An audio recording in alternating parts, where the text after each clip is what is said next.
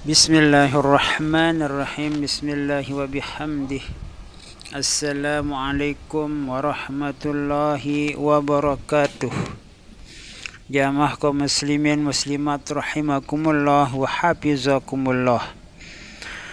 Pada malam takbiran yang lewat, jadi beberapa bulan yang lewat, yaitu di malam takbiran tanggal 1 Syawal di tahun 2024 ini untuk miladiahnya. Namun untuk hijriahnya itu saya perlu membuka kalender karena tidak hafal tahun hijriahnya di tahun 2024 ini. Artinya ada seorang pemuda, setelah pemuda tersebut membaca takbiran di sebuah musholla atau yang dinamakan musholla itu dengan musholla ar-rubai. Kemudian setelah beberapa jam, kira-kira itu sekitar jam 10 malam, saya sedang duduk-duduk di sebuah tempat atau di sebuah tempat duduk yang terbuat dari bambu, sambil menyaksikan anak-anak yang pulang ikut pawai lampion. Jadi pawai lampion yang diadakan oleh masjid, oleh pengurus masjid. Kemudian sampai jam 10 malam kurang lebih, itu anak-anak pulang ikut memeriahkan, yang ikut memeriahkan pawai lampion tersebut. Di saat itu, artinya di saat saya duduk-duduk menunggu atau melihat para santriwan santriwati itu pulang setelah mengikuti pawai lampion, ada seorang pemuda mendekati saya. Pemuda tersebut sudah melakukan atau membacakan takbir di sebuah musholla atau musholla ar-rubai tersebut. Kemudian pemuda itu bercerita, jadi bercerita banyak kepada saya, sampai pemuda itu menceritakan dirinya di saat sedang duduk-duduk di pinggir pantai. Lalu kemudian setelah sekian lama duduk di pinggir pantai itu, kebetulan tidak jauh dari tempatnya yang duduk itu ada sebuah jembatan. Jadi sebuah jembatan, dilihatnya pada jembatan tersebut ekor dari seekor ular. Jadi seakan-akan ekor ular itu memanggil si pemuda tersebut, namun pemuda itu tidak paham isyarat yang diberikan oleh ular tersebut. Jadi setelah diperhatikan ekor ular itu yang menggerak-gerakkan ekornya, diperhatikan terus oleh pemuda tersebut. Akhirnya pemuda tersebut mendekati ular itu. Lalu kemudian dengan penasarannya si pemuda itu, ekor ular itu ditarik terus sampai akhirnya hampir keluar kepala ular itu. Namun pemuda itu kalah dengan kekuatan atau tenaga ular itu, sehingga karena si pemuda itu kelelahan dengan kekuatan ular tersebut, artinya tidak mampu lagi untuk mengeluarkan ular tersebut. Lalu si pemuda tersebut melepas ular itu. Setelah ular itu dilepas oleh si pemuda tersebut, pemuda itu makin penasaran melihat ular itu akan kemana ular itu berlari. Tentunya dalam pikiran pemuda itu dia akan berada di bawah jembatan tersebut. Begitu ditengok atau dilihat keadaan yang ada di bawah jembatan, ekor ular pun tidak ada. Namun yang dilihatnya adalah sesosok makhluk yang sedang duduk, artinya penampakan orang tua, orang laki-laki tua yang sedang duduk menghadap ke arah kiblat. Pemuda tersebut makin heran, kenapa ada di bawah jambatan orang laki-laki tua duduk-duduk menghadap kiblat di bawah jambatan sendirian, sedangkan ular yang saya lepas tadi itu turunnya ke bawah jambatan. Jangan-jangan ular tersebut berubah menjadi orang tua itu. Itu yang timbul dalam pemikiran si pemuda tersebut. Namun si pemuda tersebut itu tidak turun ke bawah kolong jembatan itu disebabkan karena ada kesibukan lain sehingga dia meninggalkan jembatan itu, dan orang tua tersebut yang ditemukan di bawah jembatan atau kolong jembatan itu. Nah, itulah sedikit dari cerita si pemuda tersebut yang sering sekali menemukan atau berhadapan dengan ular. Setelah pemuda tersebut diberikan satu botol kecil minyak oleh seorang paranormal yang cukup sakti dan cukup terkenal di kampungnya. Jadi paranormal itu banyak yang telah diobati oleh paranormal itu. Kemudian juga kalau kebetulan paranormal itu membuat minyak untuk pengobatannya dan ditemukan oleh seseorang, maka orang yang melihatnya itu akan diberikan bagian dari minyak yang sedang diraciknya itu. Dan ternyata minyak yang diberikan kepada pemuda tersebut oleh paranormal itu mengundang makhluk-makhluk gaib, makhluk-makhluk tak kasat mata, namun perwujudan makhluk-makhluk tak kasat mata itu selalu berbentuk atau perubahannya ular dan ular. Begitu beberapa waktu hilang ular itu. Kadang-kadang di saat dia itu berada di suatu kebun, sedang duduk-duduk di malam hari, didatangi oleh seekor ular putih katanya. Kebetulan kebun itu sebelah utara pemakaman umum, dan di saat malam harinya didatangi oleh seekor ular putih. Namun ular itu tidak menyerangnya, hanya terdiam dan setelah beberapa saat ular itu menghilang. Jadi sering didatangi oleh makhluk-makhluk tak kasat mata dalam perwujudan ular.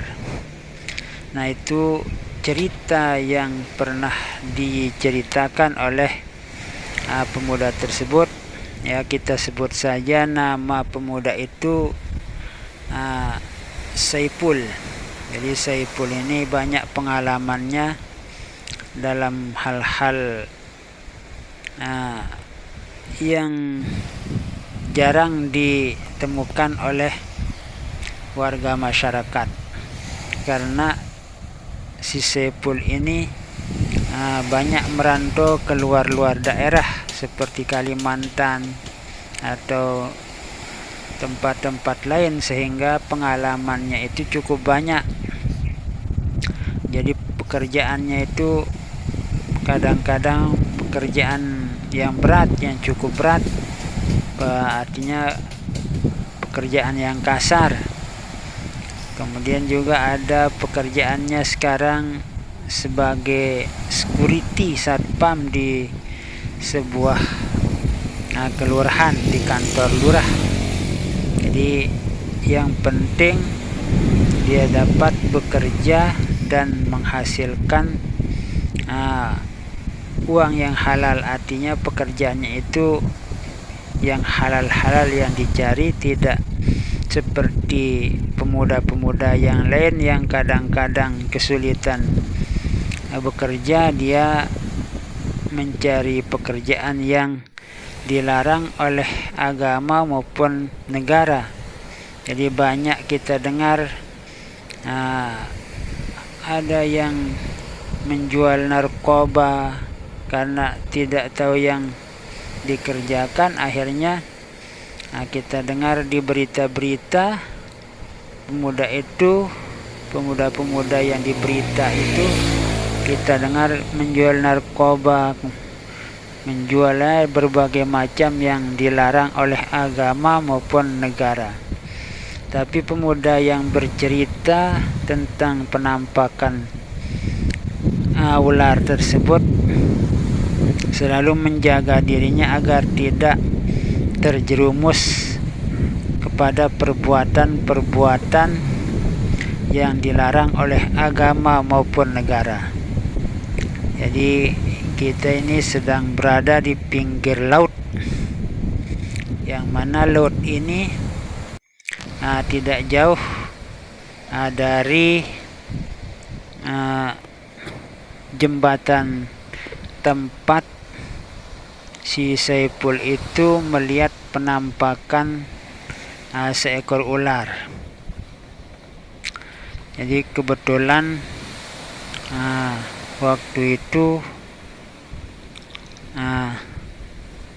air laut sedang ombaknya agak besar, jadi tidak ada yang berani turun kalau ombak sedang mengganas. Jadi jarang yang berani turun, kecuali orang-orang yang sudah punya persiapan cukup bagus, seperti misalnya dia sudah berpengalaman atau punya perahu, punya kapal, atau peralatan-peralatan yang lain.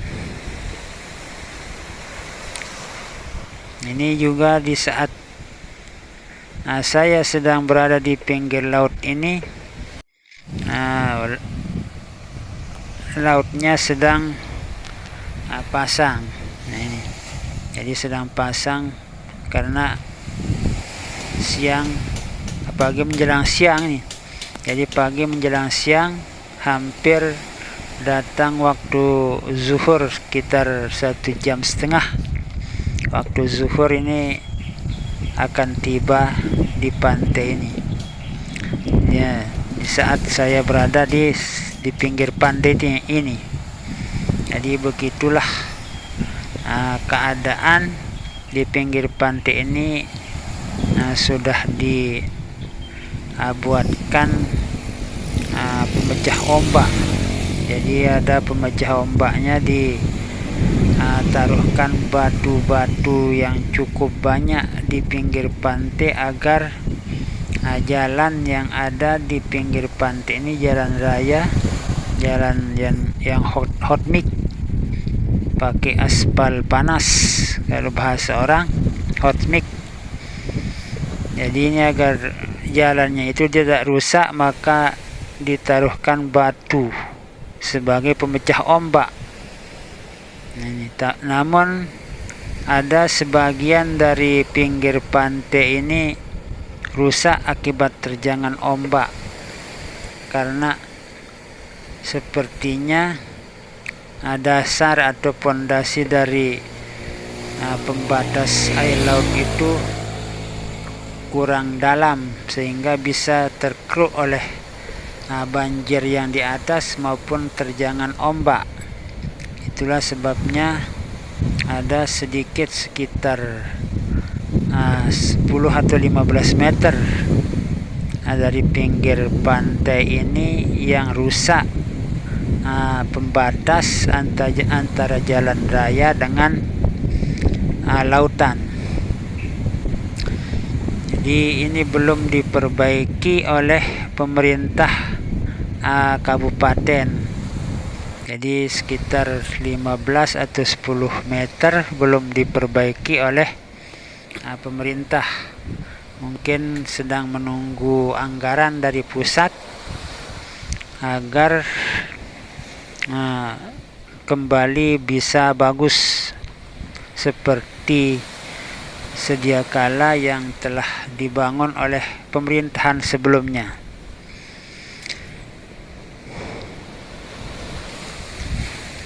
Terima kasih. Ini kita bisa menyaksikan air laut yang sedang pasang. Nanti biasanya kalau sore hari itu sekitar jam 4:30 atau setelah sholat asar itu baru air lautnya mulai surut. Dan biasanya jam 4:30 atau jam 5 itu banyak sekali warga masyarakat yang turun ke pantai-pantai yang kebetulan airnya sedang surut. Jadi kita saksikan dulu air lautnya. Ini cukup bagus tempat ini, banyak pepohon-pohonan di pinggir jalan raya. Kalau biasanya hari Sabtu itu banyak muda-mudi maupun orang tua yang berada di pinggir pantai ini, di pinggir jalan ini. Jadi sambil melihat pantai, sambil bersilaturahmi dengan teman-temannya. Jadi cukup bagus, cukup segar udaranya juga. Saya sering ke tempat ini untuk melihat pemandangan, sehingga saya tahu keadaan pada hari Sabtu. Kemudian juga kalau hari Minggu, hari Ahad itu juga lebih ramai karena semua libur, sekolah maupun kantor itu libur hari Ahad, hari Minggu dan hari Minggu ya, hari Minggu. Kalau hari Sabtunya itu kantor yang libur karena kantor sekarang 5 hari kerja, tidak sama seperti beberapa tahun yang lewat 6 hari kerja, tapi sekarang 5 hari kerja. Itu sebabnya kadang-kadang saya berjumpa dengan pegawai negeri, pegawai kantor statistik sedang jalan-jalan di sana. Banyak orang-orang tua yang berolahraga, atau ada yang jalan kaki, ada yang sambil berlari dan sebagainya, karena jalannya ini cukup bagus di pinggir pantai lagi.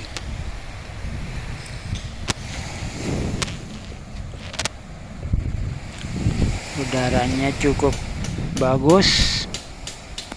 Namun kebetulan di saat saya ini berada di tempat ini hanya satu orang yang sedang berada di pinggir pantai memperbaiki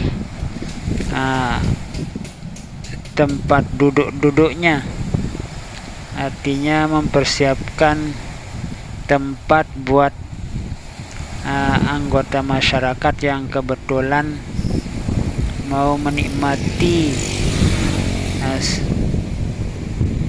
pinggir pantai. Nikmatnya pinggir pantai bersama teman-temannya atau keluarganya, hingga seorang masyarakat itu punya niat yang bagus untuk membuat tempat duduk. Nah, ini dia tempat duduk-duduk. Nah, ini kemudian kita sudah sampai ke jembatan, di mana jembatan ini tempat si Saiful itu melihat seekor ular yang menggerak-gerakkan ekornya. Terima kasih. Wassalamualaikum warahmatullahi wabarakatuh.